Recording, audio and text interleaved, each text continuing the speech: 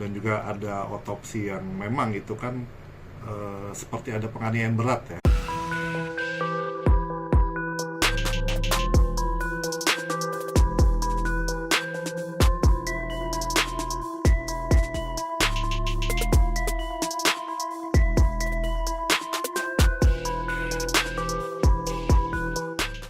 Dan ditemukannya daging ya, Iya dan digiringnya kasus ini jadi kecelakaan tuh gimana tanggapannya Pak Lutfi?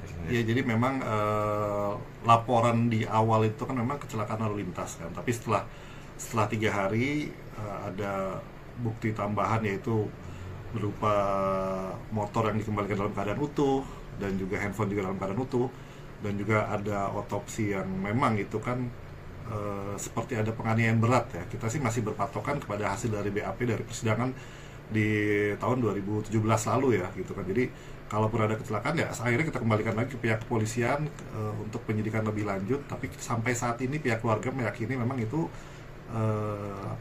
pembunuhan ya. Gitu. Apa yang mendasari keluarga yakin itu pembunuhan, Pak?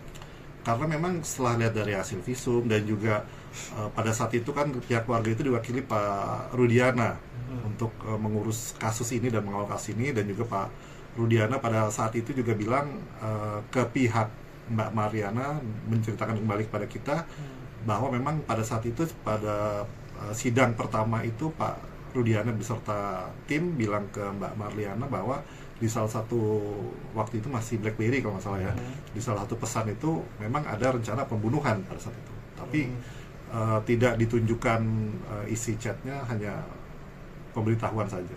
HP dari siapa Pak itu, Pak? Dari salah satu terdakwa, tapi tidak disebutkan yang mana gitu. Ke Vina, Ke kakak Mbak Marliana, almarhum Vina.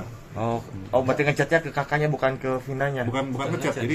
Jadi si Pak Ibtu Rudiana itu melihat isi chat di salah satu terdakwa pada saat itu, lalu menyampaikannya ke Mbak Marliana, kakak almarhum Vina, pada saat persidangan yang pertama kalau tidak salah. Artinya itu cerita dari Ibtu Rudiana ya Pak ke Marliana. Iya. Tapi tidak diperlihatkan, tidak bukti ditunjukkan, chatnya, tapi hanya cerita saja. berbicara kepada Mbak Marliana pada saat itu.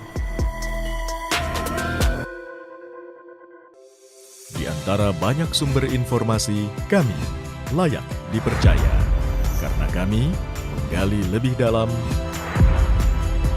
berpihak pada kebenaran, berpegang pada data dan fakta, agar layak Anda jadikan referensi.